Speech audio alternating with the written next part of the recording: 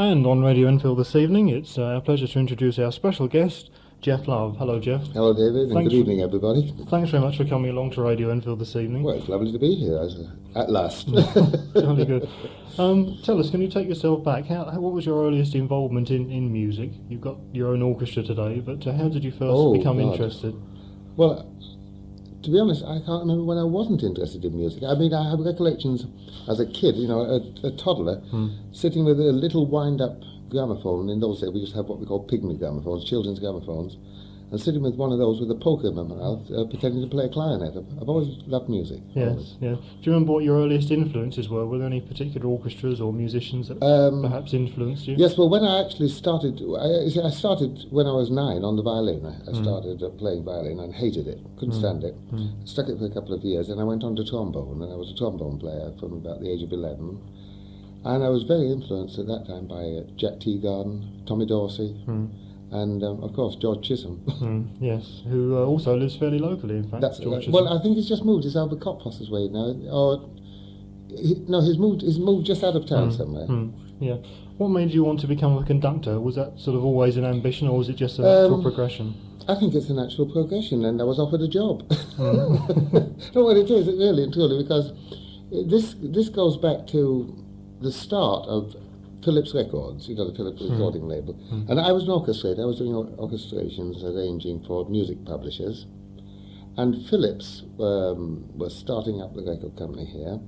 And the person who was making the very first record was a boy called Johnny Brandon. You won't know him, but your mum might remember him. He was in a show called Love from Judy down in the West End. And funny enough, a Palmer's Green boy. Yes. And he was going to make the first record for Philips. And I'd been doing a lot of work with him, with the music publishers.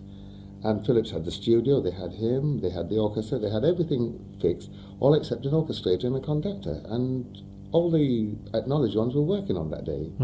So Johnny said to them, well, what about Geoff Love? So they said, who's Geoff Love? He said, well, I've been working with him, why don't you give him a chance? And I was the only guy about.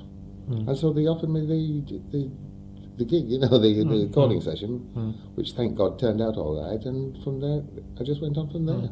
When you're working with an artist, Geoff, do you enjoy sort of actually backing an artist, or do you prefer sort of working on your own with your own orchestra? No, either or. You see, working with a good artist, something rubs off, but they've got to be good artists. And you can always tell a good artist, because people say, oh, they're difficult and they're temperamental, and they're not. As long as they get what they use for, what they want, they're never difficult. They're marvellous. I'm sure it won't come as a surprise to most listeners, but you're also known, of course, as Manuel, of Manuel and the Music of the Mountains. That's when I'm wearing the other hat. How did this split personality idea come about? Well, this started back in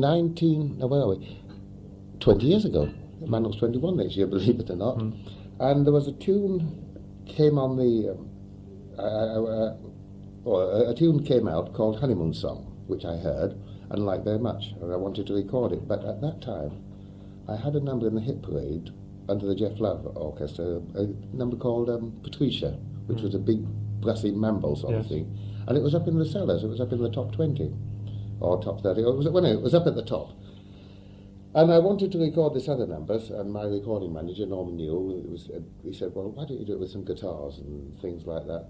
I thought, what a good idea. So I did an orchestration and recorded it with the sound that you now know as Manuel. And the recording company said, yes, very nice, we like it. But if we issue that, it's going to kill the one that you've already got in the hit parade. And it's only an odd record. Let's give it a false name. So somebody said Manuel, God knows who. Somebody typed Music of the Mountains, it came out, and it was a hit. It wasn't then particularly because you were particularly keen on Spanish music or anything like that? No, it just came about. I knew nothing at all about Spanish music. Because it has got a distinctive sound, haven't they, Manuel and the music? Yes, but you see, it's the combination, and I knew nothing. I'd never studied Spanish music or anything, although I love Spain, mark you, but I don't think I've ever been to Spain even then. Did it take a lot of experimentation to put the sound together? Were you sort of doing a bit of a Glenn Miller trying to look for it? It just literally came like that? No, we walked in the studio with that combination and made that record, and I've never changed it since. You had a hit a few years ago under the name of Manuel and the Music of the Mountains with Rodrigo's Guitar Concerto. Yes, that was one. Have you got an explanation of the success? Because it really came out of the blue, this, didn't it? Well, Yes, the explanation for the success was Pete Murray on Open House. He played it. But you see, this is a very funny story because that recording was one track of an album made in 1971. In 1975, I think about September, Pete played it on Open House and got interest. People wrote in and he played it again.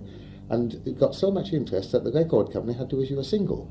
And yes, that was 75, and for the Christmas 75 it came out, and then it vanished in the Christmas mash, and we thought, oh well, very nice, that's it. Then about the February of the next year, 76, it started to come up again, and came up, and some of the charts up to number 1, and it was only because Peter played it on Open House.